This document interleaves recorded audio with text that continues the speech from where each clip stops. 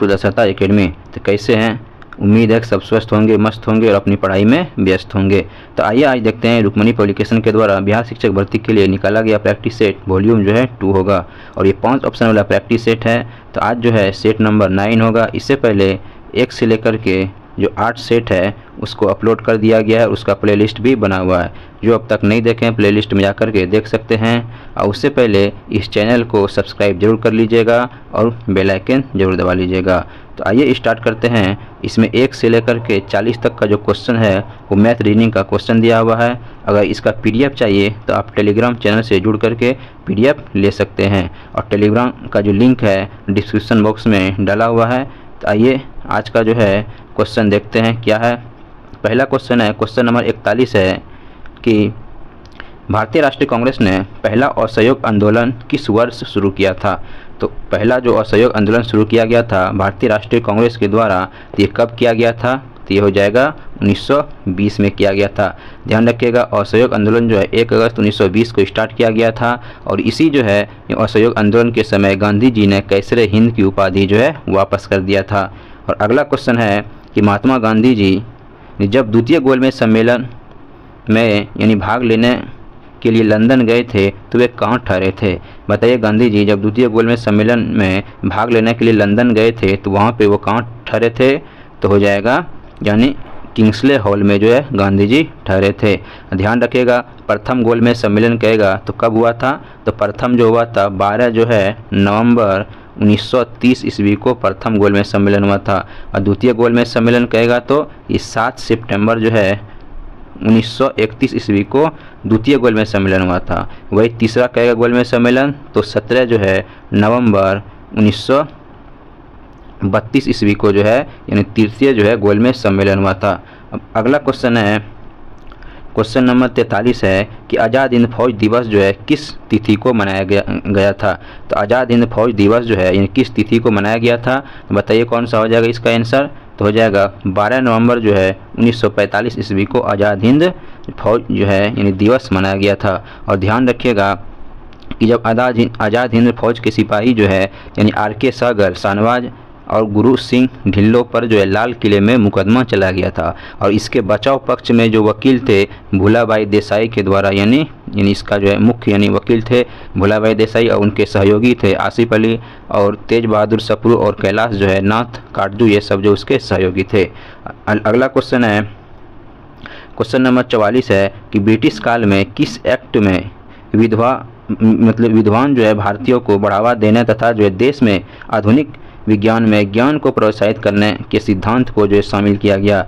बताइए कि ब्रिटिश काल में किस एक्ट में विद्वान भारतीयों को बढ़ावा देने तथा देश में आधुनिक जो है विज्ञान के ज्ञान को जो प्रोत्साहित करने के लिए जो है यानी सिद्धांत को शामिल किया गया। तो उसके लिए कौन सा जो एक्ट लाया गया था, तो एक्ट हो जाएगा यानी 1813 वाला लाया गया था एक्ट। तो ध्यान रखिएगा इसी एक्ट में 1813 के चार्टर यानी एक्ट में कंपनी के जो है यानी भारत में व्यापार के एकाधिकार को समाप्त कर दिया गया, लेकिन जो है चीनी और जो है पूर्वी देशों के साथ चाय के व्यापार को यानी 20 वर्ष के लिए एकाधिकार जो है प्राप्त रहा। और अगला क्वेश्चन है, क्वेश्चन नंबर 45 है कि निम्न में से यानी किसे जो अखिल भारतीय सेवाओं का जनक कहा जाता है।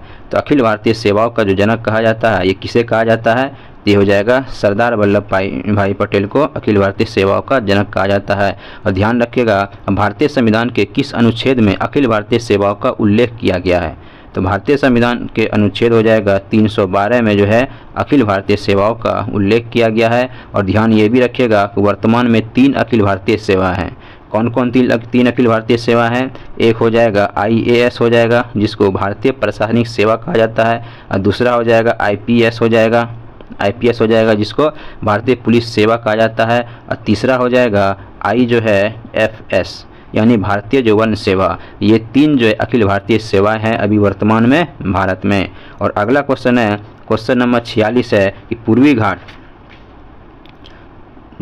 घाट और पश्चिमी घाट जो है निम्न में से किन पहाड़ियों में जो है आपस में मिलते हैं। तो पूर्वी घाट पश्चिमी घाट किन पहाड़ियों में मिलते हैं? तो ये हो जाएगा नीलगिरी जो है पहाड़ियों पे आपस में मिलते हैं। और ध्यान रखिएगा, और ये पश्चिमी घाट जो है इसकी कहेगा लंबाई कितनी है? तो 1600 जो है यानी किलोमीटर जो है इसकी लंबाई है। और ध्यान रखिएगा नीलगिरी पहाड़ी की जो सबसे ऊंची चोटी है डोडा बेटा जो इसकी सबसे ऊंची चोटी है।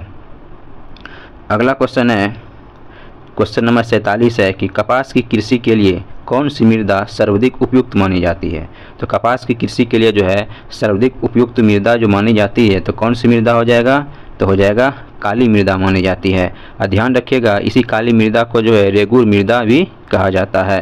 क्वेश्चन नंबर 48 है कि निम्नलिखित यानी चट्टानों में से किस या किन चट्टानों के संस्तरों या जो है परतों में खनिज का निक्षेपण यानी संचयन होता है? बताइए किन चट्टानों में यानी किन चट्टानों के परतों में खनिज निक्षेपण या संचयन होता है? तो किस चट्टान में हो जाएगा? तो ये हो जाएगा अवसादी चट्टान हो जाएगा। ध्यान रखिएगा कोयला पेट्रोलियम ये सब निकलता है किस चट्टान से निकलता है? अवसादी चट्टान से ही तो कोयला ये सब निकलता है, इसलिए अवसादी चट्टान इसका आंसर हो जाएगा। और अगला क्वेश्चन है कि स्वर्णिम जो चतुर्भुज राजमार्ग भारत के किन शहरों को आपस में जोड़ती है? बताइए जो स्वर्णिम चतुर्भुज है राजमार्ग भारत के किन शहरों को जो आपस में जोड़ती है? तो ये हो जाएगा यानी दिल्ली कोलकाता हो जाएगा, और चेन्नई और मुंबई इसको जो है आपस में स्वर्णिम चतुर्भुज जो है जोड़ता है। ध्यान रखिएगा यानी जो है इस सड़क मार्ग की लंबाई कहेगा तो 5000 जो है 846 जो है किलोमीटर इसकी लंबाई है। अगला क्वेश्चन है कि भारत का कौन सा स्थान ज्वारीय तरंगों द्वारा ऊर्जा उत्पन्न के लिए आदर्श स्थिति प्रदान करता है? तो कौन हो जाएगा भारत का कौन सा स्थान है जो ज्वारीय तरंगों द्वारा ऊर्जा उत्पादन के लिए जो आदर्श स्थिति प्रदान करता है? तो कौन सा हो जाएगा? तो ये हो जाएगा कच्छ की खाड़ी हो जाएगा। ध्यान रखिएगा कच्छ की खाड़ी हो जाएगा। और ये भी ध्यान रखिएगा जो ये सब ज्वारीय तरंगे जो उत्पन्न होता है ये कैसे उत्पन्न होता है? तो पृथ्वी, चंद्रमा और सूर्य का जो है पारस्परिक गुरुत्वाकर्षण की शक्ति के कारण जो है ज्वार भाटा की उत्पत्ति होती है। तो वही हो जाएगा यही ज्वार भाटा है जो ज्वारीय तरंगों से ऊर्जा जो है उत्पन्न होता है। तो हो जाएगा यानी भारत का कच्छ की खाड़ी हो जाएगा। और अगला क्वेश्चन है क्वेश्चन नंबर 51 है कि मई 2023 में कानून एवं न्याय मंत्रालय में जो राज्य मंत्री यानी स्वतंत्र प्रभार के रूप में जो किसे नियुक्त किया गया है? तो स्वतंत्र प्रभार के रूप में जो नियुक्त किया गया है तो किसे नियुक्त किया गया है? तो ये हो जाएगा अर्जुन जो है राम मेघवाल को जो है यानी चुना गया है। यानी कानून और न्याय मंत्रालय का जो स्वतंत्र प्रभार जो है के रूप में इसे चुना गया है, अर्जुन राम मेघवाल को चुना गया, इसे ध्यान रखिएगा। और अगला क्वेश्चन है क्वेश्चन नंबर 52 है कि संघ लोक सेवा आयोग यानी यूपीएससी के अध्यक्ष कौन बने हैं? तो संघ लोक सेवा आयोग के जो अध्यक्ष बने हैं तो वो हो जाएगा कौन? डॉक्टर मनोज सोनी जो है संघ लोक सेवा आयोग के अध्यक्ष बने हैं। बताइए जो है यूपीएससी जो संघ लोक सेवा आयोग की स्थापना जो है यानी किस आयोग के जो सिफारिश पे किया गया था? तो ली आयोग के प्रतिवेदन पर 1 अक्टूबर जो है 1926 ईस्वी को जो है यानी संघ लोक सेवा आयोग की स्थापना किया गया था। और अगला क्वेश्चन है क्वेश्चन नंबर हो जाएगा क्वेश्चन नंबर 53 है कि कौन सा देश छठे यानी हिंद महासागर सम्मेलन की मेजबानी किया है? तो कौन सा देश है जिसने छठे हिंद महासागर जो है सम्मेलन का मेजबानी किया है? तो ये हो जाएगा बांग्लादेश के द्वारा किया गया है। ध्यान रखिएगा बांग्लादेश के ढाका में जो है इसका आयोजन किया गया है। और आगे है कि 1 मई को कौन सा जो है राज्य ने अपना राज्य दिवस जो मनाया है? तो कौन सा जो है यानी राज्य ने अपना राज्य जो स्थापना दिवस मनाया? तो 1 मई को जो स्थापना दिवस होता है ये गुजरात और महाराष्ट्र का होता है, क्योंकि गुजरात और महाराष्ट्र की स्थापना जो है 1 मई जो है 1960 ईस्वी को इसकी स्थापना हुई थी। उसके बाद अगला क्वेश्चन है कि असम के जो है तामुलपुर में आयोजित एशियाई खेलों चैंपियनशिप में किस जो है देश ने महिला और पुरुष दोनों खिताब जीते हैं? बताइए कि असम के जो तामुलपुर में आयोजित जो किया गया एशियाई खो खो जो है चैंपियनशिप में यानी किस देश ने जो महिला और पुरुष जो है दोनों का खिताब जीता है? तो ये हो जाएगा भारत, यानी भारत के द्वारा जो है जीता गया है। और अगला क्वेश्चन है कि बिहार के मानचित्र यानी जो है 1 और 2 और 3 में ऐसा यानी कौन सा सबसे जो है वर्ण यानी कौन जो है सबसे कम जो है वर्णावरण प्रदर्शित करता है जहां यह स्थान है? तो 1, 2, 3 में से जो दिया हुआ यानी 1 और 2 और 3 में बताना है कौन इसमें जो है सबसे कम वनावरण प्रदर्शित करता है। तो सबसे कम वनावरण प्रदर्शित करेगा, अब ऑप्शन में देखिए क्या है, 1 नंबर जो है आपका जहानाबाद है। तो जहानाबाद में ही जो है यानी वनों का जो वनावरण कम है, तो इसका आंसर जो है यानी सी हो जाएगा। और ध्यान रखिएगा बिहार में सबसे अधिक वनावरण कहेगा तो हो जाएगा कैमूर में हो जाएगा। ठीक है, सबसे ज़्यादा वनावरण कहेगा तो कहाँ हो जाएगा, कैमूर में जो है सबसे ज़्यादा वनावरण हो जाएगा। और सबसे अधिक वनावरण प्रतिशत यानी बिहार में कहेगा तो जमुई हो जाएगा, इसे भी ध्यान रखिएगा। और अगला क्वेश्चन है, क्वेश्चन नंबर 57 है कि सी ड्रैगन एक्सरसाइज 2023, जो सी ड्रैगन एक्सरसाइज 2023 है किन देशों के बीच में होती है। तो बताइए किन देशों के बीच में सी ड्रैगन एक्सरसाइज होता है। तो ये हो जाएगा भारत और अमेरिका के बीच में ये जो है एक्सरसाइज होता है। और ध्यान रखिएगा कुछ और एक्सरसाइज है जैसे वज्र प्रहार है, किसके के बीच में होता है, तो भारत और अमेरिका के बीच में ही वज्र प्रहार होता है। उसके बाद अग्नि युद्ध अभ्यास है, ये भी भारत और सिंगापुर के बीच में होता है। अग्नि युद्ध अभ्यास जो है भारत और सिंगापुर के बीच में होता है। एक होता है भारत और जापान के बीच में होता है, धर्म गार्जियन होता है। उसके बाद भारत और चीन के बीच हैंड इन हैंड होता है। ये सब जो है अभ्यास है, इस सबको याद कर लीजिएगा। इसे एक जो है किसी न किसी एग्जाम में 1 नंबर के लिए पूछा जाता है।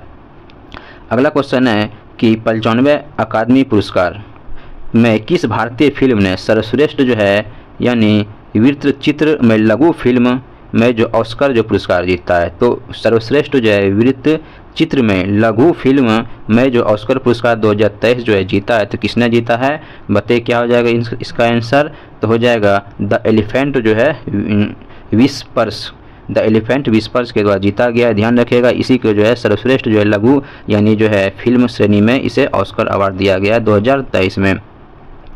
अगला क्वेश्चन है, क्वेश्चन नंबर 59 है कि विनोबा भावे ने भूदान आंदोलन की शुरुआत जो है किस राज्य से की थी। तो भूदान आंदोलन की जो शुरुआत किया गया था विनोबा भावे के द्वारा, तो ये हो जाएगा आंध्र प्रदेश जो है राज्य से किया गया है, इसे ध्यान रखिएगा। और ये भी ध्यान रखिएगा कि तेलंगाना राज्य के जो पोचमपल्ली जगह गांव है, उसी पोचमपल्ली गांव से 18 अप्रैल 1951 ईस्वी को यानी भूदान आंदोलन जो है प्रारंभ किया गया था। अगला क्वेश्चन है कि सत्यशोधक समाज, जो सत्यशोधक समाज है यानी इसका जो है स्थापना किसने किया। तो सत्यशोधक समाज की स्थापना जो किया गया था तो यह हो जाएगा ज्योतिबा फुले के द्वारा जो है सत्यशोधक समाज की स्थापना किया गया था। तो बताइए सत्यशोधक समाज की जो स्थापना कब किया गया था। तो इसकी स्थापना किया गया था 1873 ईस्वी में सत्यशोधक समाज की स्थापना किया गया था। और ध्यान रखिएगा जो ज्योतिबा फुले है इसका जो है कुछ यानी इसका साहित्य है, जैसे रचना साहित्य का रचना किया जैसे गुलामगिरी, तो गुलामगिरी का लेखक हो जाएगा ज्योतिबा फुले हो जाएगा। और किसान का जो है कोड़ा ये भी जो है लिखा गया है ज्योतिबा फुले के द्वारा, इसकी यानी पुस्तक है।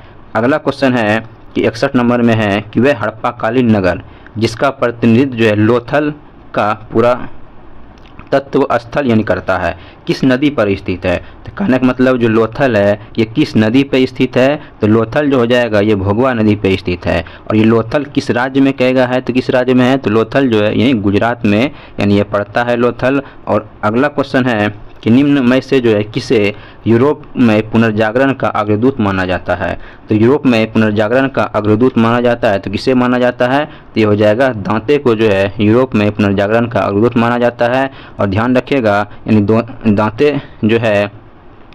दांते जो है यानी टस्कन भाषा में डिवाइन कॉमेडी नामक काव्य लिखा है। तो क्वेश्चन आता है बताइए कि डिवाइन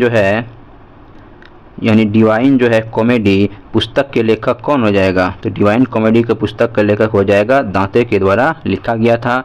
और अगला क्वेश्चन है क्वेश्चन नंबर हो जाएगा 63 कि भारत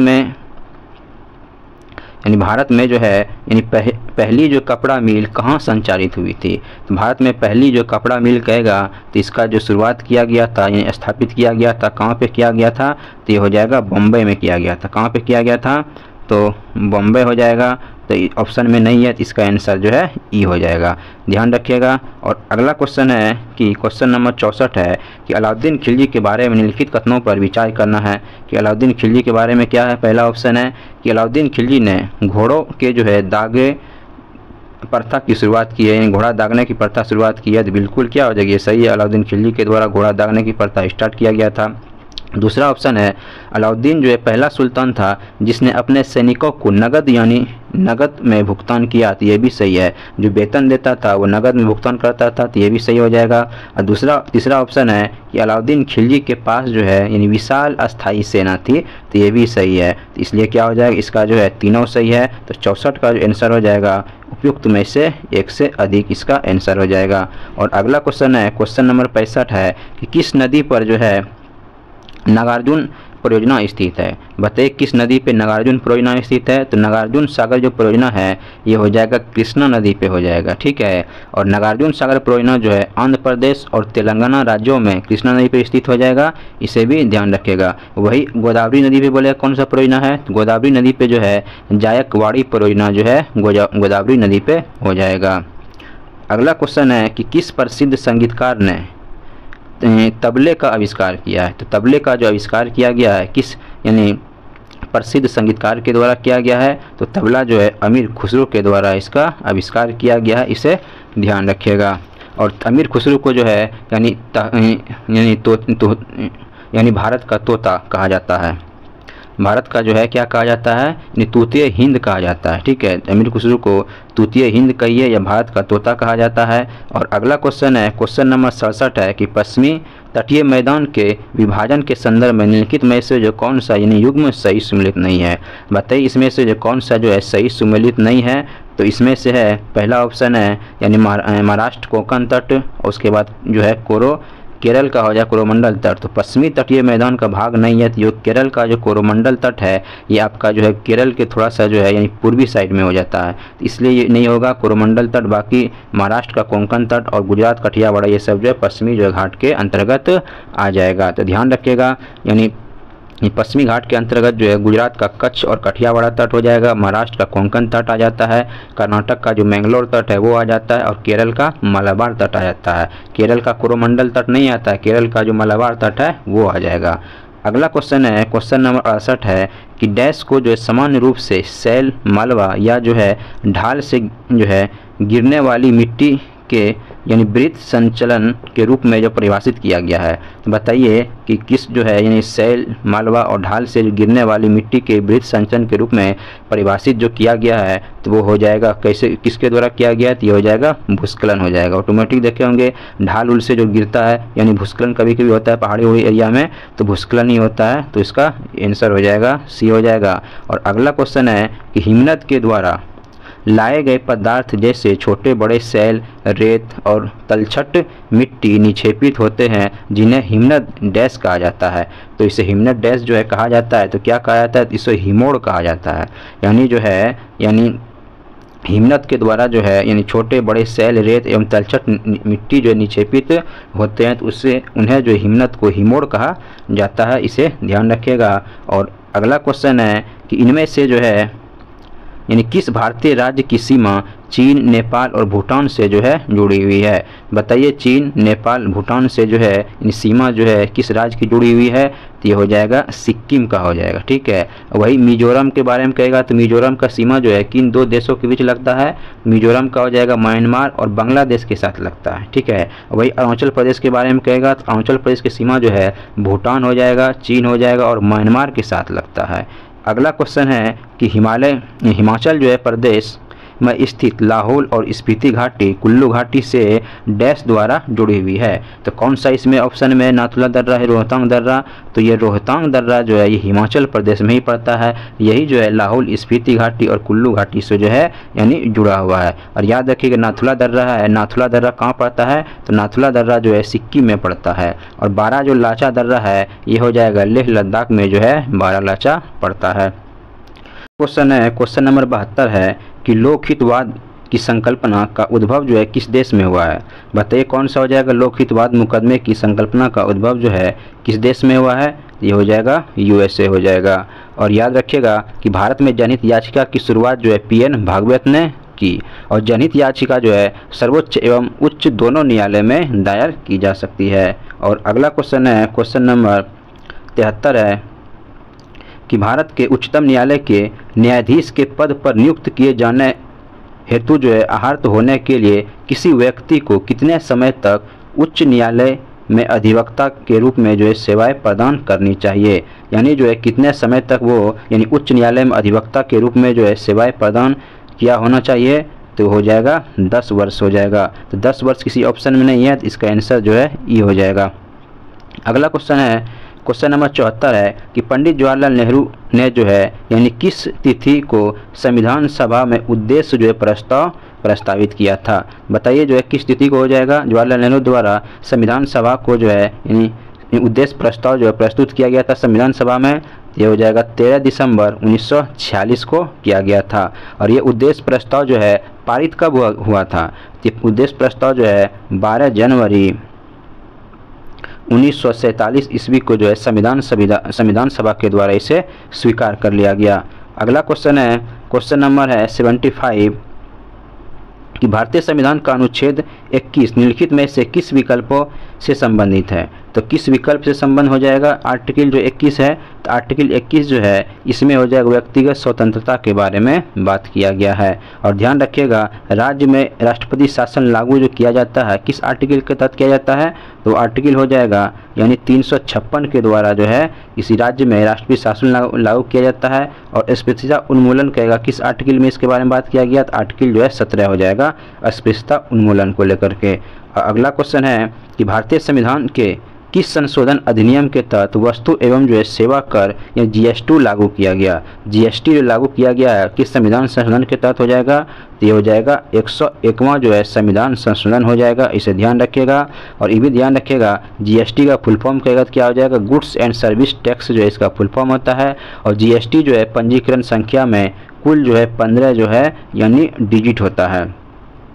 और उसके बाद GST में जो है कितना प्रकार कर निर्धारित किया गया है, तो कर कहेगा तो इसमें 5 प्रकार का हो जाएगा। एक हो जाएगा 0 प्रकार का, एक हो जाएगा 5% होता है, एक हो जाएगा 12% हो जाएगा, और दूसरा 18% हो जाएगा, और पाँचवा जो है 28% हो जाएगा। ये 5 प्रकार का जो इसमें कर की व्यवस्था किया गया है। और ध्यान रखिएगा GST जो दिवस जो है 1 जुलाई को GST दिवस मनाया जाता है। और अगला क्वेश्चन है निम्नलिखित जो है उपायों में से जो है किन्हें मुद्रास्फीति जो है यानी कम करने के लिए प्रयोग किया जाता है। तो मुद्रास्फीति कम करने के लिए जो प्रयोग किया जाता है तो क्या हो जाएगा उसमें, इसमें जो है नकद आरक्षित अनुपात यानी CRR में वृद्धि किया जाता है, तो ये भी सही है। और संविधान जो है यानी संविधिक जो है तरलता अनुपात में वृद्धि की जाती है, तो ये भी सही है। और राजकोषीय घाटे में जो है कमी, तो ये भी सही है। तो उपयुक्त में से जो है इसका 1 से अधिक आंसर हो जाएगा। और अगला क्वेश्चन है, क्वेश्चन नंबर 78 है कि निम्नलिखित जो है समस्याओं में से कौन सी समस्या है भारतीय अर्थव्यवस्था में निरंतर यानी रूप से जुड़ी हुई है। तो कौन सी समस्या है जो भारतीय संविधान में निरंतर रूप से जुड़ी हुई है, तो हो जाएगा मुद्रास्फीति भी है, और राजकोषीय घाटा भी है, और चालू खाता घाटा है। उपयुक्त में से 1 से अधिक ये सब जो समस्या है जो भारतीय अर्थव्यवस्था में जुड़ी हुई है। और अगला क्वेश्चन है कि निम्नलिखित में से किसे जो है विश्व का जो चीनी का कटोरा कहा जाता है। तो विश्व का चीनी का कटोरा कहेगा तो किसे कहा जाता है, तो चीनी का कटोरा जो है क्यूबा को कहा जाता है। और ध्यान रखिएगा क्यूबा का राजधानी कहेगा कहाँ हो जाएगा, तो क्यूबा का जो राजधानी है इसका राजधानी जो है हवाना जो है इसका राजधानी होता है। और ये भी ध्यान रखिएगा भारत में कहेगा चीनी का कटोरा किसे कहा जाता है, तो भारत में चीनी का कटोरा जो उत्तर प्रदेश को कहा जाता है। और ध्यान रखिएगा कि भारत में जो है यानी चावल का कटोरा किसे कहा जाता है, तो छत्तीसगढ़ को जो है चावल का कटोरा कहा जाता है। और वही कहेगा बिहार में जो है धान का कटोरा किसे कहा जाता है, तो रोहतास जिला को जो है धान का कटोरा कहा जाता है। और अगला क्वेश्चन है, क्वेश्चन नंबर 80 है कि किसी जो है निम्न स्तरीय वस्तु की मांग में वृद्धि उपभोक्ता की आय में डैश यानी के साथ होती है। यानी निम्न स्तरीय वस्तु की वृद्धि में मांग, अगर निम्न जो स्तरीय वस्तु है उसकी वृद्धि में अगर मांग होने लगेगा तो समझिए आय में क्या हो जाएगा, गिरावट होने लगेगा। आय गिरेगा तभी तो निम्न प्रकार की वस्तु खरीदेगा, तो ये हो जाएगा गिरावट हो जाएगा। और अगला क्वेश्चन है कि किस गवर्नर जनरल ने भारत में जो है सती यानी प्रथा का अंत किया था। तो सती प्रथा का जो अंत किया गया था किसके द्वारा किया गया था, तो विलियम बेंटिंक के द्वारा किया गया था। यानी एक्ट जो था यानी एक्ट हो जाएगा 17 के तहत जो है यानी सती प्रथा को 1829 ईस्वी में जो है इसे समाप्त किया गया था। और ये भी ध्यान रखिएगा, सती प्रथा को समाप्त करने में जो है यानी जो है राजा राम मोहन राय का महत्वपूर्ण योगदान रहा है। और ये भी याद रखिएगा, सती प्रथा का जो है सबसे प्रथम यानी जो है किस अभिलेख में इसका उल्लेख है, तो एरन अभिलेख में इसका उल्लेख हो जाएगा यानी सती प्रथा का। और अगला क्वेश्चन है, क्वेश्चन नंबर आज ये 82 है कि बिहार सरकार द्वारा यानी शून्य कार्बन उत्सर्जन का यानी लक्ष्य जो है कब तक रखा गया है। तो शून्य जो है कार्बन उत्सर्जन का जो लक्ष्य रखा गया है तो कब तक रखा गया है, तो ये रखा गया है 2040 तक जो है शून्य कार्बन उत्सर्जन का लक्ष्य रखा गया है। तो किसी ऑप्शन में नहीं है तो ई इसका आंसर हो जाएगा। और ध्यान रखिएगा, ये जो 2025 है, 2025 में बिहार सरकार के द्वारा लक्ष्य रखा गया है कि सभी जो है घरों में प्रीपेड मीटर जो है लग जाएगा 2025 तक। और 2025 में एक और है कि टीवी जो है मुक्त जो है किया जाएगा बिहार को, इसका भी लक्ष्य रखा गया है, 2025 रखा गया है। और ध्यान रखिएगा 2030 में जो लक्ष्य रखा गया है बिहार सरकार के द्वारा 2030 में है कि 100% साक्षरता प्राप्ति का भी लक्ष्य रखा गया है 2030 में। और 2030 में हेपेटाइटिस समाप्ति का भी लक्ष्य रखा गया है और एड्स समाप्ति का भी लक्ष्य रखा गया है 2030 में रखा गया है। और अगला क्वेश्चन है कि चंडीगढ़ के जो है रॉक गार्डन जो है का विकास जो है किसने किया था। तो चंडीगढ़ के रॉक गार्डन का कहेगा विकास किसने किया है, तो ये हो जाएगा नेकचंद के द्वारा किया गया है। और ध्यान रखिएगा, रॉक गार्डन की कहेगा स्थापना कब किया है, तो 1958 ईस्वी में रॉक गार्डन की स्थापना किया गया। और अगला क्वेश्चन है, क्वेश्चन नंबर 84 है कि नवंबर में भारत का जो है कौन सा राज्य संघाई जो है यानी महोत्सव मनाता है। तो नवंबर में जो है कौन सा राज्य जो है संघाई महोत्सव मनाता है, तो ये हो जाएगा जो मणिपुर है। तो मणि जो है यानी पुर के द्वारा जो है मनाया जाता है, तो ऑप्शन में नहीं है, तो इसका आंसर जो है ई हो जाएगा। और ध्यान रखिएगा, ये तमिल में जो है एक त्यौहार है जिसके पोंगल कहते हैं, पोंगल त्यौहार जो तमिलनाडु में मनाया जाता है। और असम में जो है बिहू जो है असम में मनाया जाता है। और अगला क्वेश्चन है, क्वेश्चन नंबर 85 है कि निम्नलिखित में से कौन सा समुद्री बंदरगाह और जो है तेल परिष्करण यानी केंद्र दोनों है। समुद्री बंदरगाह भी है, साथ में तेल जो है परिष्करण केंद्र ये दोनों हो जाएगा। ये कौन सा हो जाएगा, तो ये हो जाएगा मंगलोर है, हल्दिया है और विशाखापट्टनम है। और अगला क्वेश्चन है, क्वेश्चन नंबर 86 है कि 100% हर घर नल का जल यानी पहुँचाने वाला बिहार का जो पहला यानी जिला कौन सा घोषित किया गया है। बताइए, यानी 100% जो है हर घर नल का जल जो है पहुँचाने वाला बिहार का पहला जिला कहेगा, तो ये कौन सा हो जाएगा, तो ये अरवल जो है जिला हो जाएगा। और ध्यान रखिएगा, देश का कहेगा पहला जिला तो बुरहानपुर है, जहां हर घर जल जो है प्रमाणित यानी जिला घोषित किया गया है। और अगला क्वेश्चन है कि वर्ष 2020 में बिहार के प्रथम प्रवासी पक्षी महोत्सव जो है किस जिला में आयोजित किया गया था। ये प्रवासी पक्षी महोत्सव है, इसका आयोजन जो भागलपुर में किया गया। और ध्यान रखिएगा 2021 में बिहार के मुख्यमंत्री नीतीश कुमार ने प्रथम राज्य पक्षी महोत्सव जिसका नाम जो है यानी कलरव जो है का उद्घाटन किया था। ठीक है, प्रथम राज्य पक्षी कलरव का जो है उद्घाटन किया गया। और इस महोत्सव का आयोजन जो है यानी जमुई को जो नागिनकटी डैम है वहीं पे जो है इस कलरव का आयोजन किया गया था। और अगला क्वेश्चन है कि बिहार का पहला तैरता हुआ सौर पावर प्लांट कहाँ जो है यानी जो है बनकर तैयार हुआ है। तो कहाँ बनकर तैयार हुआ है, ये हो जाएगा दरभंगा में बनकर तैयार हुआ है, जिसकी क्षमता जो है 2 मेगावाट है।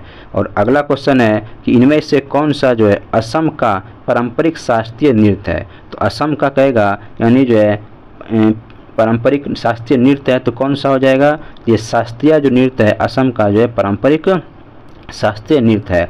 और ध्यान रखिएगा, भारत का सबसे पुराना शास्त्रीय नृत्य कहेगा तो भरतनाट्यम जो है भारत का सबसे पुराना जो है शास्त्रीय नृत्य हो जाएगा। और ये कथक जो है कथक उत्तर भारत में है यानी जो है प्रचलित शास्त्रीय नृत्य है, यानी जैसे हो जाएगा यूपी में इस सब में कथक जो है नृत्य वहाँ का फेमस है। छाऊ जो है झारखंड बंगाल इस सब में फेमस यानी नृत्य है। और अगला क्वेश्चन है, भारत के किस राज्य या राज्य को जो है लुढ़कती पहाड़ियों की भूमि के नाम से जाना जाता है। तो लुढ़कती भूमि इन पहाड़ियों की भूमि के नाम से किसे जाना जाता है, तो ये हो जाएगा यानी मणिपुर को जो है लुढ़कती पहाड़ियों की भूमि के नाम से जाना जाता है। अगला क्वेश्चन है, क्वेश्चन नंबर हो जाएगा 91 कि एक यौवन के समय लड़के में दिखने वाले परिवर्तन को लाता है। तो कौन लाता है, यौवन के समय लड़कों में दिखने वाले परिवर्तन को लाता है, तो कौन लाता है, तो ये हो जाएगा यानी टेस्टोस्टेरोन हो जाएगा। क्या हो जाएगा, टेस्टोस जो है टेस्टोस्टेरोन हो जाएगा। टेस्टोस्टेरोन किसी ऑप्शन में है नहीं है, तो इसका आंसर जो है यानी हो जाएगा ई हो जाएगा, उपयुक्त में से कोई नहीं। और ध्यान रखिएगा प्रोलैक्टिन जो हार्मोन होता है ये दुग्ध जो है निर्माण के लिए आवश्यक यानी हार्मोन होता है। अब अगला क्वेश्चन है, क्वेश्चन नंबर हो जाएगा 92 कि 92 में है कि यानी एक बिंदु प्रकाश स्रोत से एक समानांतर किरण जो है पुंज उत्पन्न करने के लिए निम्न में से यानी किस प्रकाशिक जो है उपकरण का प्रयोग जो है किया जा सकता है। यानी जो है कि एक बिंदु प्रकाश स्रोत के एक समानांतर जो है किरण पुंज उत्पन्न करने के लिए जो है इनमें से किस प्रकार के उपकरण का प्रयोग किया जा सकता है। तो ये हो जाएगा उत्तल लेंस का भी कर सकते हैं और अवतल दर्पण का कर सकते हैं, तो इन दोनों का कर सकते हैं, तो इसका आंसर जो है यानी सी नंबर हो जाएगा। और ध्यान रखिएगा ये उत्तल जो लेंस होता है, इस उत्तल लेंस का कहेगा फोकस दूरी कैसा होता है, तो धनात्मक इसका फोकस दूरी होता है। वही अवतल दर्पण का कहेगा तो इसका जो फोकस दूरी ऋणात्मक होता है। अगला क्वेश्चन है, क्वेश्चन नंबर 93 है कि कौन जो है इन एकल परमाणु अणु का एक उदाहरण है। तो एकल परमाणु अणु का उदाहरण कहेगा तो ये हो जाएगा क्या हो जाएगा, यानी इनमें से कोई नहीं होगा, क्योंकि हाइड्रोजन जो है H2 होता है एकल परमाणु हुआ नहीं, फास्फोरस भी P4 होता है तो ये भी हुआ नहीं, और सल्फर एसिड हो जाता है तो ये भी नहीं होता है, तो ये हो जाएगा आपका। ध्यान रखिएगा यानी जो जीरो ग्रुप का जो एलिमेंट होता है, तत्व होता है, यानी जो ग्रुप 18 का जो तत्व होता है जिसको इनर्ट गैस कहते हैं, नियॉन, आर्गन, ये सब जो है क्रिप्टॉन, जेनॉन, ये सब क्या हो जाएगा एकल परमाणु वाला जो है यानी ये सब गैस हो जाएगा। आगे है क्वेश्चन नंबर 94 कि सेल्सियस और केल्विन जो है तापमान के बीच जो है क्या संबंध इसमें है। इसमें से जो है देखिए 0 डिग्री सेल्सियस जो है 273 केल्विन के बराबर होता है, तो ये बिल्कुल जो है सही है, यही इसका सही आंसर हो जाएगा। और अगला क्वेश्चन है कि कौन जो है विकासवादी संबंध का प्रमाण जो है प्रदान करता है। तो विकासवादी जो है संबंध का प्रमाण प्रदान कौन करता है, तो ये हो जाएगा यानी जो है जीवाश्म हो जाएगा। ध्यान रखिएगा यानी विकासवादी सिद्धांत जो है चार्ल्स डार्विन ने दिया था, और वही कहेगा जीवाश्मों के अध्ययन को जो है क्या कहा जाता है, तो जीवाश्म के अध्ययन को पेलियोंटोलॉजी कहा जाता है। और जीवाश्म ईंधन में कौन कौन आता है, कोयला, पेट्रोलियम, ये सब क्या हो जाएगा जीवाश्म या ईंधन में आ जाएगा।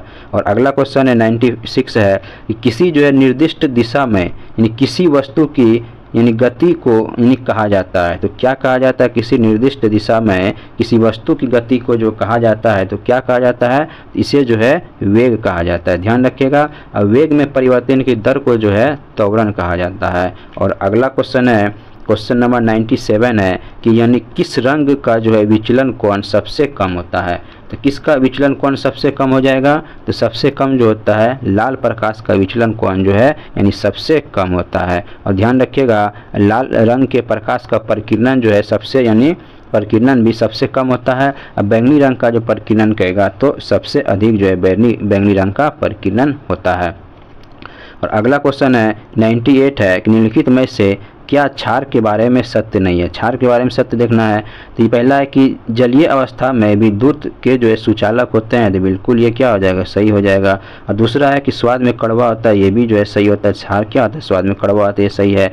जलीय जो माध्यम यानी तरल अवस्था में H जो है माइनस का निर्माण करते हैं, तो ये भी क्या हो जाएगा सही है। तो उपयुक्त में से इसका आंसर जो है यानी कोई जो गलत नहीं है, तो इसका आंसर ई हो जाएगा, कोई गलत नहीं है। गलत यहाँ कह रहा है बताने के लिए तो कोई नहीं है। अगला क्वेश्चन है, क्वेश्चन नंबर 99 है कि द्रव के जो है यानी ठोस में परिवर्तन की प्रक्रिया को क्या कहा जाता है। यानी द्रव जो है ठोस में बदलेगा तो उस प्रक्रिया को कहेंगे घनीकरण जो कहा जाता है। और अगला है कि वस्तु के जड़त्व को जो है निम्न में से यानी किस में मापा जाता है। वस्तु का जो जड़त्व होता है इसको मापा जाता है यानी द्रव्यमान में मापा जाता है। द्रव्यमान किसी ऑप्शन में है नहीं है, इसका आंसर जो है ई हो जाएगा। और ध्यान रखिएगा न्यूटन का प्रथम नियम जड़त्व का नियम कहलाता है, और इसी जड़त्व के नियम को जो है गैलीलियो का नियम भी कहा जाता है। अगला क्वेश्चन है, क्वेश्चन नंबर 101 है कि विद्युत परिपथ में बैटरी का जो प्रयोग क्यों किया जाता है।